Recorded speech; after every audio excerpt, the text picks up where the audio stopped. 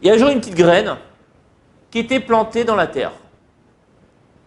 Et cette petite graine, elle commence à rêver de son avenir. Elle dit waouh, bientôt je vais m'enraciner.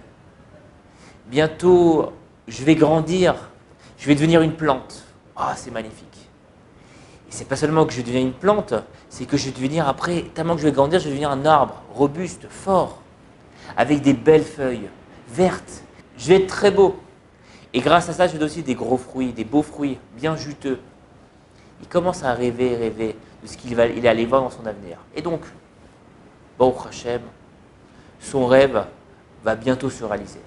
À côté de la graine, il y avait son ami à quelques centimètres, qui lui, pareil, se préparait pour son avenir, sauf que lui, il avait peur, il dit oh, imagine que la terre où je suis, elle est sèche. Et donc si elle sèche, eh ben, ça veut dire que moi dedans je vais pourrir et je ne pourrai pas pousser. Qui dit que peut-être que si j'ai des racines, en fin de compte mes racines elles vont pousser et qu'il y aura des vers qui vont commencer à manger mes racines et donc je ne pourrai pas grandir, devenir une plante. Imagine que je pousse vraiment, mais qu'il fait trop chaud et que je ne supporte pas la chaleur. Imagine que je pousse vraiment et que j'ai des feuilles, sauf que, qu'est-ce qui se passe? Il y a un ver qui arrive et qui commence à me manger, à manger toutes mes feuilles, des petits pucerons, et qu'en fin de compte, j'en meurs. Imagine que je pousse, mais il y a le soleil qui tape très fort, et donc je m'assèche. Et bien quelques jours après, une petite ternégolette arrive, une petite poule arrive et mange cette petite graine-là, et on n'en parle plus. Voilà deux manières d'être une petite graine. Vous avez compris que cette petite graine-là nous fait un peu penser à qui? À nous-mêmes. Alors maintenant, si on réfléchit un petit peu, qu'est-ce qui différencie de la petite graine qui va pousser, qui va devenir un arbre robuste, un bel arbre, et de cette petite graine-là qui a eu des frayeurs, qui a vu les risques qui pourraient arriver dans sa vie, et qui en fin de compte n'a jamais vu le jour, et a été mangée, picorée par une poule. Quelle différence entre les deux? Et c'est le sujet d'aujourd'hui.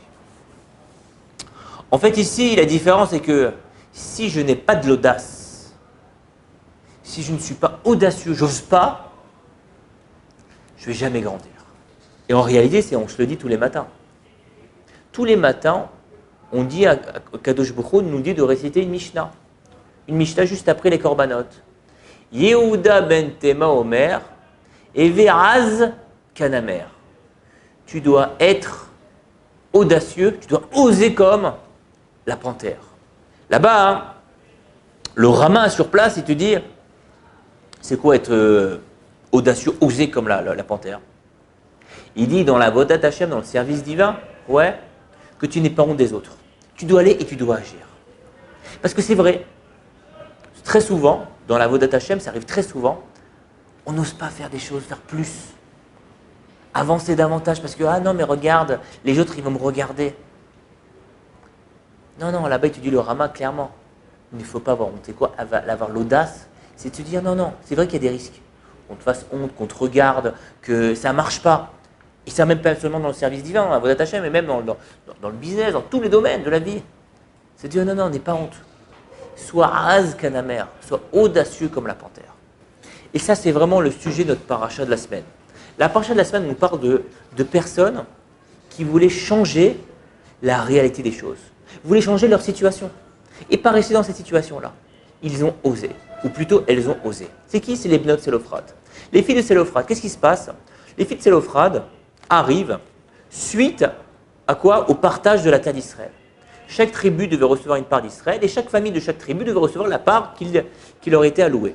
Sauf que quoi? C'est que on ne pouvait hériter d'une part de la terre d'Israël seulement si on était un garçon. Parce que c'était le chef de famille qui devait recevoir une partie de la terre d'Israël. Sauf que les filles de Tsélophrad n'avaient pas de frères. Qu'est-ce qu'elles font? Elles vont directement vers le Beddin de Moshe Rabbeinu avec tous les tzadikim qui avaient autour de lui.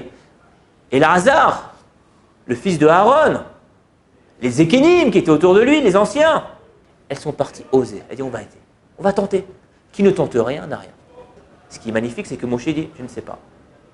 Je vais demander à Kadosh Baruch Hu. Et là-bas, qu'est-ce qui se passe? Kadosh Baruch Hu dit ces filles-là, elles ont raison. Donc ce n'est pas seulement ici ce qu'on apprend qu'elles ont changé la situation. C'est bien plus que ça. C'est que par leur mérite, elles ont fait découvrir une part de la Torah, des lois de la Torah, des explications de la Torah, grâce au fait d'être audacieux, de oser.